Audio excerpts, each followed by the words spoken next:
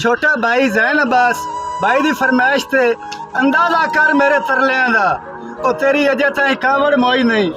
तो सज्जन बगैर जो निभदी नहीं मैथों होर ते गलती होई नहीं ते तैन एक दिन याद जरूर उसा ओ बंदा मुखलस जदन लदोई नहीं तो साजद साजद करना है तेन साजद दिसना ही कोई साडी संगत दे जोर ते तो बंदे दी गुड्डी आ दसमानी गई है मुक्की गरज ते तो बंदे लालची नु साडी मेट भी लोड ना रही है खुश करके दुश्मन साजद दे ओ दस कितनी कीमत ढई है अंजे अपना ना बदनाम कीते केड़ा मेरी लात बन लई है तैन बोले तैन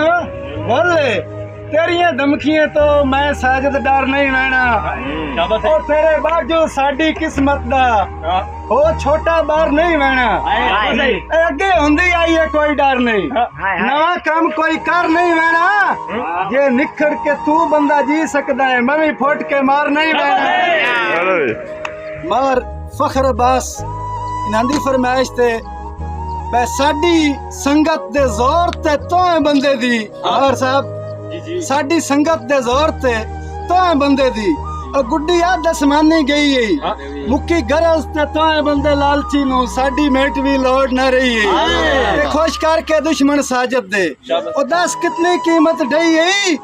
अंजे अपना ना बदनाम कीते केड़ा मेरी लात बन लई है।